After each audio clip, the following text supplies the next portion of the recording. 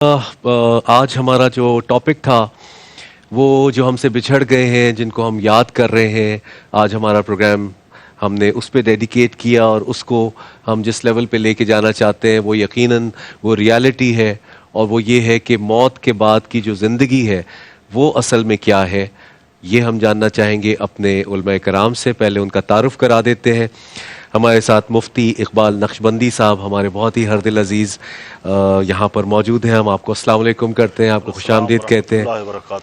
और हमारे बहुत ही प्यारे अल्लामा तकी मेहदवी साहब, अस्सलाम वालेकुम, आपको भी खुशामदीद। बहुत शुक्रिया। शुक्रिया आपका कि आपने वक्त निकाला अपनी मसरूफियात में से। इंसान जो है वो गलतियों का पुतला है, भूल जाता है कि एक ना एक दिन उसको दुनिया से चले जाना है, लेकिन यही रियलिटी है। आज पहला सवाल मैं मुफ्ती इकबाल नक्शबंदी साहब आपसे करना चाहता हूँ कि ज़मीन पर अकड़ कर चढ़ने वालों का कब्र में क्या अंजाम होता है? बिस्मिल्लाहिर्रहमानिर्रहीम। अली भाई, ज़िंदगी जो जीने का नाम है, मरने के बाद एक और ज़िंदगी शुरू होती है। उस ज़िंदगी का नाम है बरज़खी ज़िंदगी। बरज़खी ज़िंदगी, बरज़खी ज़िंदगी। इस दुनिया को छोड़ के जब वहाँ पे जाते हैं, यानी कब्रों के अंदर, तो उस वहाँ के रहने वाली जगह को आलम बरज़ख कहा गया है कि वहाँ की ज़िंदगी शुरू होती है। इसीलिए दुनिया में भी आए हैं तो किसी मकसद के साथ हम भेजे गए हैं। वमा खलक़तुल जिन्ना वल इंसा इल्ला लियअबुदून। अल्लाह ने जिन्नों और इंसानों को अपनी इबादत के लिए पैदा किया है। ज़रूरी थी कि हम इनको आज़माएं कि इनके आमाल किस किस के अच्छे हैं।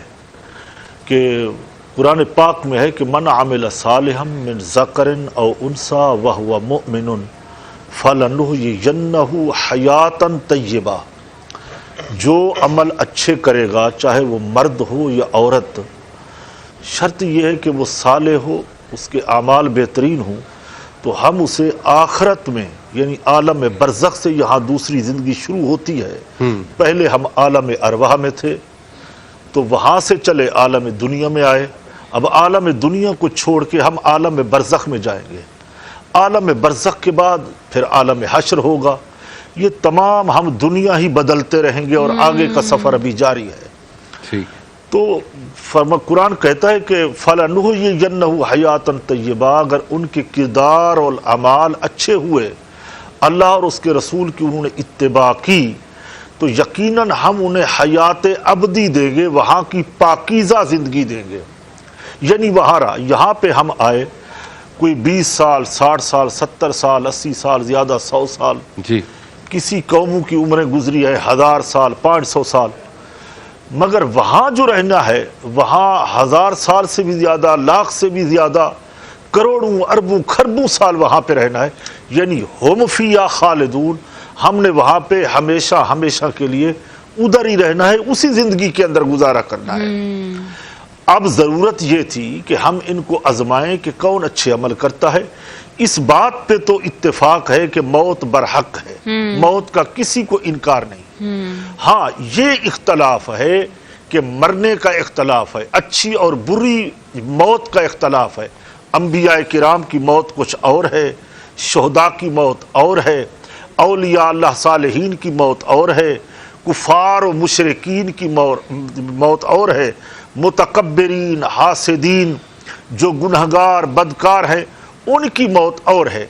इसीलिए कुरान पाक ने फरमाया कि या अय्युहल्लज़ीना आमनुत्तकुल्लाह, ऐ ईमान वालो अल्लाह से डरो, इल्ला व अंतुम मुस्लिमून। जब तुम मरो तो मुसलमान होकर मरो। तो जो आपका सवाल था तकब्बुर वाला अगर दुनिया में तौबा कर ले फिर तो मौत अच्छी है। अगर वो इसी मौत में मर ही गया तो फिर तो जहन्नम है उसकी सजा। क्योंकि तकब्बुर अल्लाह की ज़ात के लिए है, वो इसमें शरीक होता है, तकब्बुर करता है, तो लिहाजा वो शिर्क करता है और मुशरिक की सजा जो है वो जहन्नम है।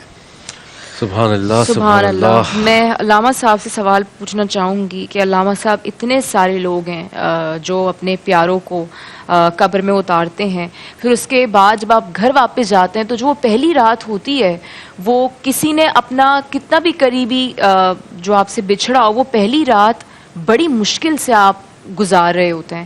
سو جو شخص ہے جو قبر میں جا چکا ہے، اس کی جو پہلی رات ہے، تو اس کے بعد کیا مراحل ہیں جب وہ پہنچ چکا ہے اپنی جگہ پہ؟ اعوذ باللہ من الشیطان الرجیم، بسم اللہ الرحمن الرحیم.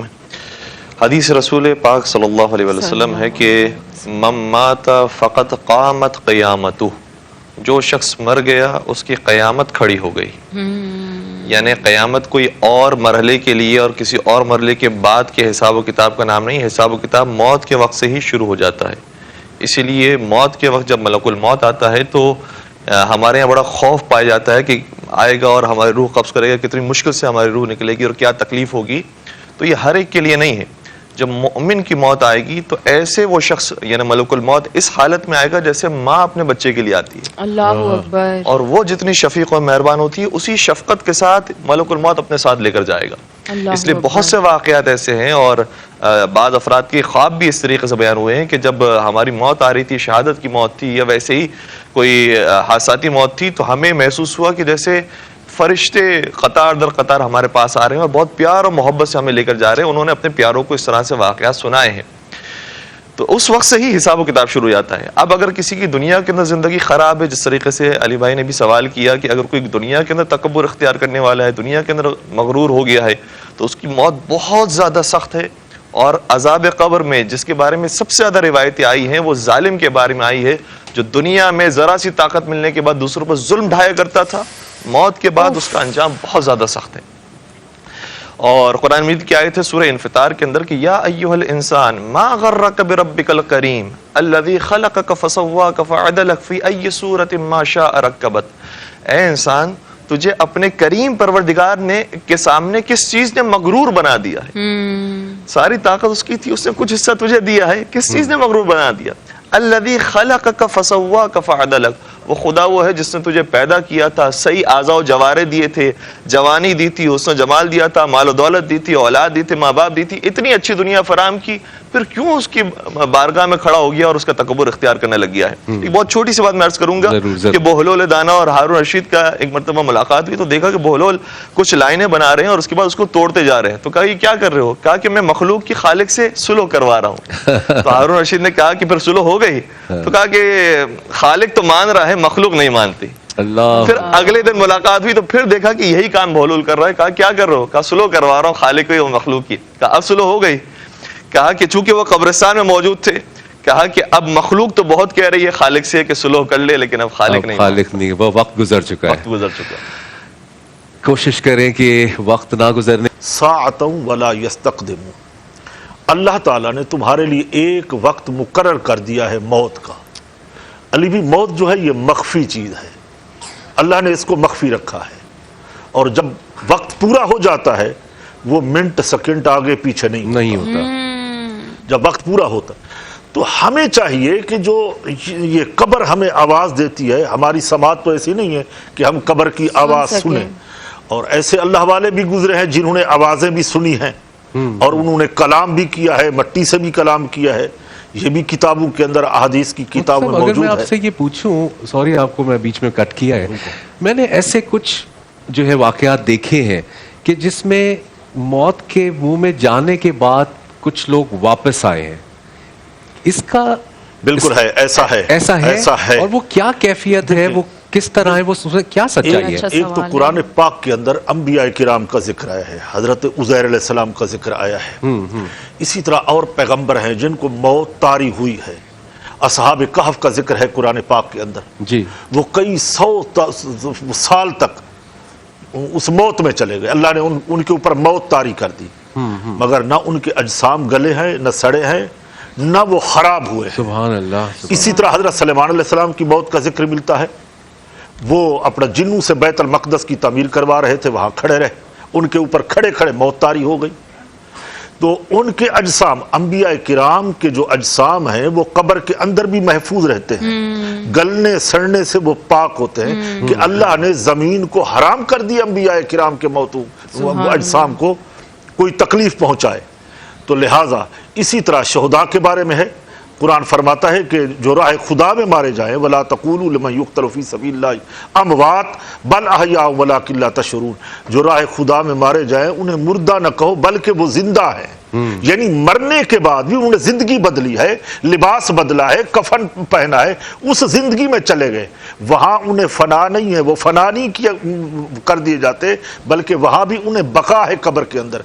हदीस रसूल में है, तिरमिज़ी शरीफ की हदीस है कि मोमिन की कब्र जन्नत का बाग होती है और काफिर की कब्र जहन्नम का गढ़ा होती है। फर्क तो है। अगर मोमिन मर के जाता है तो कब्र कहती है कि मैं तो तुम्हारा इंतजार ही कर रही थी कि कब्र के अंदर आओ, और वो कब्र ऐसी बन जाती है बिल्कुल राहत, चैन, सुकून। और मरने वाले से पूछा जाता है कि रसूल खुदा सल्लल्लाहु अलैहि वसल्लम को ये जो रजुल आए हैं इनको आप पहचानते हो? अगर वो मोमिन है, साले है, हुजूर का वफादार है, उसके सीने में इश्क मुस्तफ़ा सल्लल्लाहु अलैहि वसल्लम है, तो वो कहता है मैं तो मर कर ही रसूलुल्लाह के लिए कब्र में आया हूँ। सारी जिंदगी में अपनी आंखों को गुनाहों से बचा के रखा और मेरी चाहत थी कि मैं कब्र में जाऊं तो प्यारे मुस्तफ़ा करीम अलैहिस्सलातु वस्सलाम को मैं पहचानूं। तो लिहाजा हमें कब्र की तैयारी करनी चाहिए। ये नहीं कि आज हम जवान हैं तो जब बुढ़ापा आएगा तो फिर हम तैयारी कर लेंगे, फिर हम तौबा कर लेंगे। इसका कोई भरोसा नहीं है। मौत एक मख्फी चीज है, वो किसी वक्त भी आ सकती है। जब भी वक्त पूरा हो जाता है तो अल्लाह ताला मलकुल मौत को भेजते हैं, वो आके अल्लाह के हुक्म की तामील करते हुए वो रूह को कब्ज कर लेता है। जो वो नेक साले होते हैं उनके लिए तो यही पैगाम होता है, इरजिई इला रब्बी की रादियतम मर्दिया फदखुली फी इबादी वदखुली जन्नती। ऐ मुबारक रूह, चल अपने रब के पास, तेरे रब ने तुम्हें बुलाया है और दाखिल हो जा तू जन्नत में। यानी वहां से आई और पाकीज़गी हासिल की। गोया रूह जिस्म से निकली। रूह को फना नहीं है, रूह को मौत नहीं है। मौत जो है वो सिर्फ और सिर्फ नफ्स को है। मौत जो है वो सिर्फ और सिर्फ नफ्स को है। अच्छा, अल्लामा तकी साहब से भी एक सवाल आप कीजिएगा। जी मेरा एक सवाल है कि मैं अल्लामा साहब से पूछूंगी कि अल्लामा साहब बहुत दफ़ा जिनके प्यारे बिछड़ जाते हैं, जो इस दुनिया में नहीं रहते, तो बहुत दफ़ा जो लोग इस दुनिया में वो कहते हैं कि वो हमें सुन रहे हैं, वो हमें देख सकते हैं। बहुत जगहों पे लिखा हुआ है, ये हमने पढ़ा भी है कि जो शख्स कब्र में चला गया है उसके पास तोहफे लेकर आए जाते हैं। कहा जाता है कि तुम्हारे प्यारों ने भेजा है तुम्हारी बख्शिश के लिए। मैं चाहूँगी कि आप इस सारे सिनेरियो को कवर करें, हम सबको बताएं कि रहनुमाई दें कि सारी चीज़ें क्या हैं।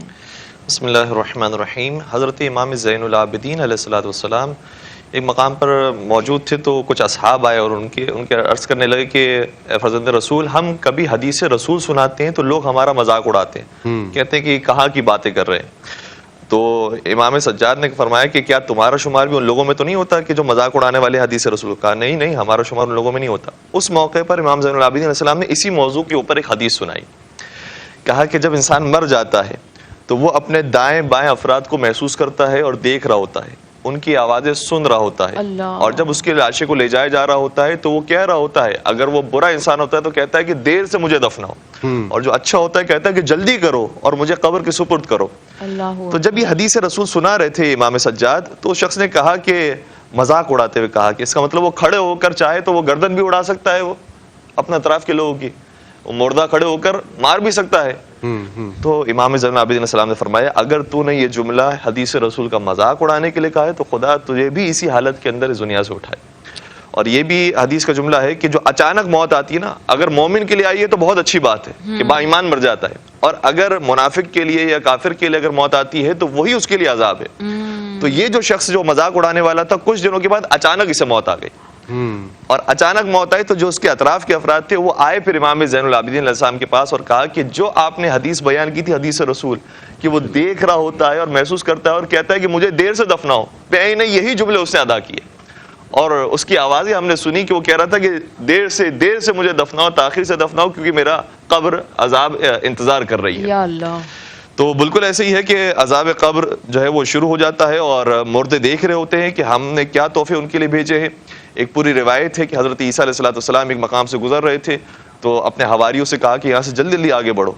सवाल किया कि क्यों आप ये फरमा रहे हैं? कहा इसलिए कि इस सरजमीन में एक ऐसा शख्स दफनाया गया है कि जिसके ऊपर बहुत अजाब आ रहा है और हमें ये खौफ है कि कहीं वो अजाब हम पर भी नाजिल ना हो जाए। या अल्लाह। जब वापसी पर उसी मकाम से हज़रत ईसा अलैहिस्सलाम गुजरे हैं तो अपने हवारियों से कहा कि यहाँ पर ठहर जाओ اور سکون کے ساتھ بیٹھو, آرام آرام سے یہاں سے گزرتے ہیں. تو کہا کہ یہ تو وہی مقام ہے کہ جہاں پر آپ نے فرمایا تھا جلدی بھاگو. تو کہا کہ ہاں مجھے یاد ہے یہ وہی مقام ہے, لیکن اب جس شخص کے اوپر عذاب نازل ہو رہا تھا اس کا ایک بچہ تھا, بیٹا تھا, اور اس نے اللہ کا نام لے کر تعلیمات حاصل کرنا شروع کی. تو جب نام پروردگار اس نے لیا ہے اور تعلیمات حاصل کرنا شروع کی, تو پروردگار اتنا غفور و کریم ہے کہ اس نام پروردگار کی وجہ سے اپنے اس کے باپ پر سے عذاب کو ساقط کر دیا. سبحان اللہ. اور اب اس کے اوپر عذاب باقی نہیں رہا, اب پروردگار کی رحمتیں اس کے اوپر نازل ہو رہی ہے. لہٰذا یہاں سے آرام آرام سے چلو, انشاءاللہ ہم پر بھی رحمت پروردگار نازل ہو. چھوٹا سا سوال اگر بیچ میں یہ کروں, کیا ہم اپنے پیاروں سے وہاں ملتے ہیں قیامت کے اندر یا قبر کے عالم برزخ میں جب آپ جاتے ہیں؟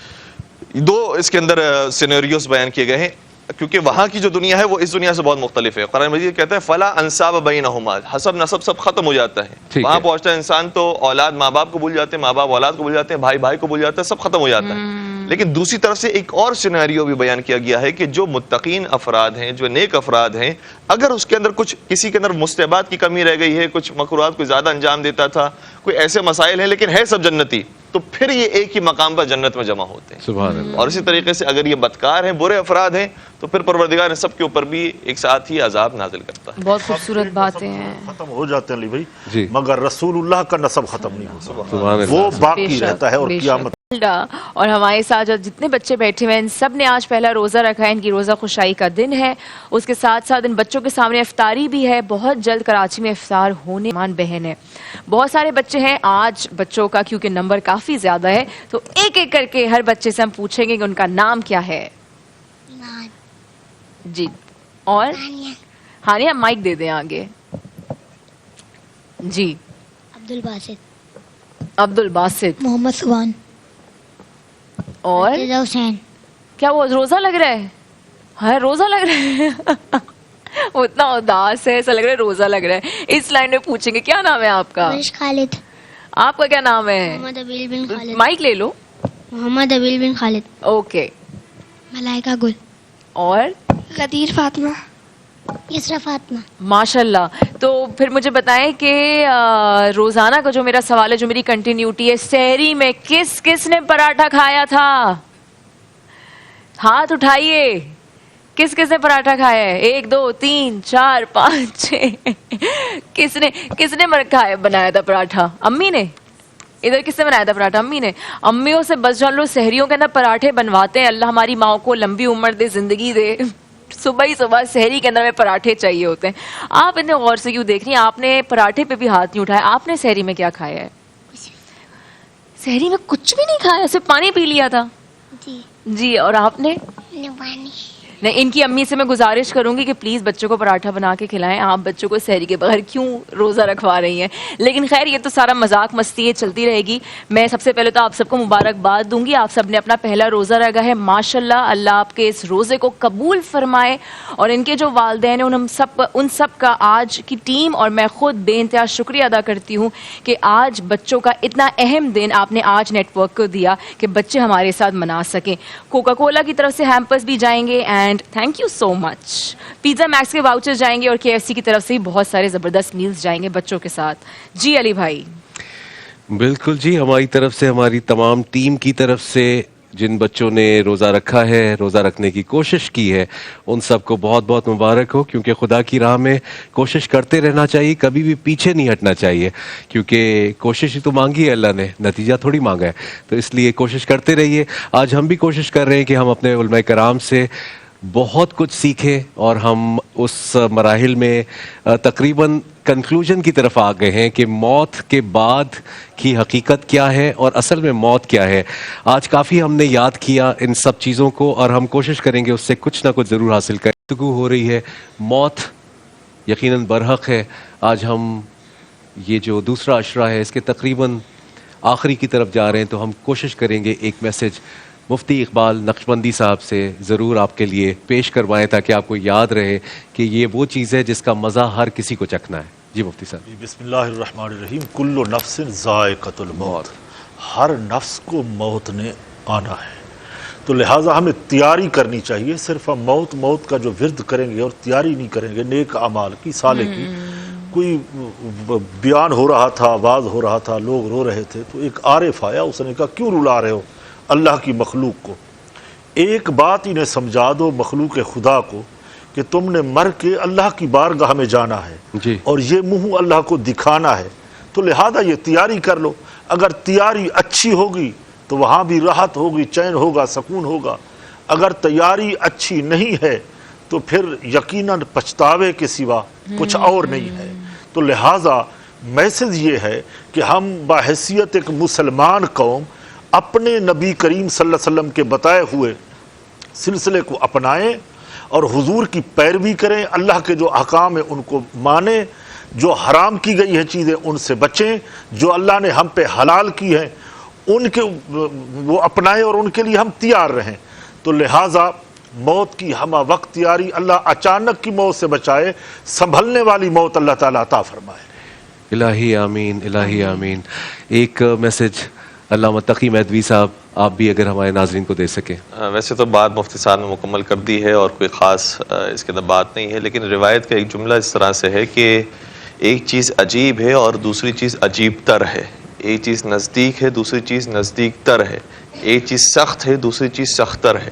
تو سوال کیا گیا کہ یہ کون سی چیز ہے جو عجیب ہے اور دوسری چیز عجیب تر ہے؟ کہا کہ یہ دنیا بڑی عجیب ہے اور اس دنیا میں آنے کے بعد انسان کا غافل ہو جانا یہ زیادہ عجیب ہے، عجیب تر ہے۔ کہا ایک چیز نزدیک ہے اور ایک نزدیک تر ہے۔ کہا قیامت نزدیک ہے، قرآن مجید کی آیت ہے قیامت نزدیک ہے، لیکن قبر نزدیک تر ہے۔ اور پھر جب سوال ہوا کہ ایک چیز سخت ہے اور دوسری چیز سخت تر ہے، اسے کیا مراد ہے؟ کہا جو قبر سخت ہے وہ ٹھیک ہے سخت ہے، لیکن سخت تر یہ ہے کہ انسان خالی دامن اس قبر میں چلا جائے۔ تو خالی ہاتھ جانا زیادہ سخت ہے کہ انسان قبر میں اس حالت کے اندر چلا جائے۔ انشاءاللہ پروردگار سے دعا کرتے ہیں کہ ہم بھرے ہاتھوں کے ساتھ اور بھری جھولی کے ساتھ قبر کے اندر جائیں۔ آمین۔ بالکل جی، ہنا اور میں آج کے اس پروگرام میں ہم نے یقین جانے بہت کچھ سیکھا ہے، امید کرتے ہیں کہ آپ لوگوں نے بھی سیکھا ہوگا۔ جی ہنا، آپ کچھ کہنا چاہیں گی؟ میں صرف یہی کہنا چاہوں گی کہ اپنے پیاروں کو یاد رکھیں، ان کی بخشش کے لیے ہمیشہ دعا کرتے رہیں، اور یہ زندگی بہت ٹیمپرری ہے، اس کو ہم جتنا جلدی سمجھ لیں یہ ہمارے لیے سمجھداری ہوگی۔ اور بس اپنی زندگی کو پریپریشن میں لگا کے رکھیں، صرف اپنے فیوچر کے لیے نہیں، آپ کا جو ایکچولی میں جدھر آپ کو جانا ہے، جو آپ کی فائنل ڈیسٹینیشن ہے، اس کے لیے جتنی تیاری کر سکتے ہیں اتنی تیاری کریں۔ اس کے بارے میں صرف سوچیں نہیں، جو مفتی صاحب نے بڑی خوبصورت بات کی، اس کے بارے میں صرف سوچنا نہیں ہے، اس کی تیاری کرنی ہے آپ کرنی نے۔ ہے۔ بہت بہت شکریہ۔ میں مفتی اقبال نقشبندی صاحب آپ کا بہت شکریہ ادا کرتا ہوں، شفیق بھائی آپ کا بھی بہت بہت شکریہ۔ علامہ صاحب اگر آپ دعا۔ بسم اللہ الرحمن الرحیم۔ افطار کی آخری ساعتیں ہیں اور بہت قریب ہو رہے ہیں افطار سے، ہم ایسی ساعتوں کے اندر دعائیں مستجاب ہوتی ہے۔ اپنے ہاتھوں کو بلند کر کے ہم پروردگار کے حضور حاضر ہوتے ہیں۔ بسم اللہ الرحمن الرحیم۔ اللہم ارزقنا ایمانا صادقا ولسانا ذاکرا وقلبا خاشعا وبدنا صابرا وعلما نافعا ورزقا واسعا وعملا متقبلا وتوبة نصوحا وصلى الله على محمد وآله الأطهار۔ پروردگارہ ہم سب کو سچے ایمان کی دولت نصیب فرما، پروردگارہ ہم سب کو علم نافع عطا فرما، پروردگارہ ہمارے رزق میں کثرت و وسعت و برکت نصیب فرما، پروردگارہ بے اولاد مومنین کو صاحب اولاد بنا دے، صاحبان اولاد کو اپنی اولاد کی اچھی تربیت کرنے کی توفیق عطا فرما، پالنے والے وہ عمل عطا فرما جو قبولیت کے درجے تک پہنچ جائے، پروردگارہ اگر کوئی خطا سرزد ہو گئی ہے تو سچی توبہ کرنے کی توفیق عطا فرما، پالنے والے ہمارے گناہان کبیرہ و صغیرہ سے مغفرت فرما، ہمارے مرحومین کی مغفرت فرما، شہدائے اسلام کو شہدائے کربلا کے ساتھ محشور فرما، پالنے والے ہمارے علماء کرام کو، ہمارے بزرگان کو، مشائخ کو ہمارے سروں کا تاج قرار دے، ان کا سایہ تا دیر سلامت فرما، جو والدین زندہ ہیں پروردگارہ انہیں طول عمر عطا فرما، پالنے والے وہ زندگی عطا فرما جو تیری خوشنودی کے مطابق